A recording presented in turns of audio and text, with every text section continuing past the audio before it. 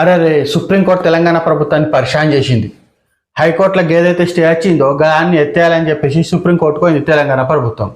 ఈ ముచ్చటికి ఇట్లా ఉంటే సుప్రీంకోర్టుకి ఈరోజు ఏం చెప్పిందంటే లే దాన్ని మేము స్టే ఎత్తేయము, మీరు ఎట్లున్నో గట్ల ఎలక్షన్స్ పాత లెక్క ప్రకారం పోతాంటే పోవచ్చు, కానీ లేదంటే హైకోర్టులో ఏం జరుగుతుందో చూసిన తర్వాత మనం మాట్లాడదామని మన సుప్రీంకోర్టులో వేసిన పిటిషన్ని కొట్టేసిరు.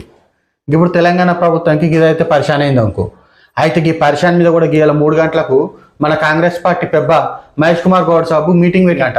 అందరు పెద్ద మనుషులు కూర్చొని మాట్లాడి మరి సుప్రీంకోర్టులో అయితే గిట్ల అయింది, హైకోర్టులో అయితే స్టే ఉంది, మరి బీసీలకు ఎట్లా న్యాయం చేయాలి, 42% రిజర్వేషన్ ఎట్లా తీసుకురావాలి, మళ్ళీ పాత లెక్కన ఎలక్షన్స్ పోవచ్చు అంటుర్రు, మరి గట్ల పోతే పబ్లిక్ ఏమంటారు అని విచారం చేస్తురంట.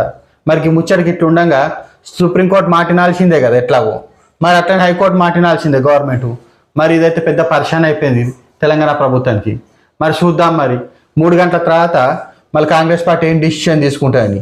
ఏదున్నా 3 గంటల తర్వాత మీటింగ్ అంటే 5-6 గంటల దాకా నడుస్తుంది. ఈ ముచ్చట మళ్ళీ రేపే తెలుస్తుంది ఏమన్నా కానీ.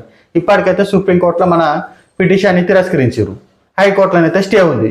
మళ్ళీ స్థానిక సంస్థ ఎలక్షన్స్ ఏమవుతాయి చూడాలి. ఇక మళ్ళీ వస్తాయి ఇంకో ముచ్చట పట్టుకొని.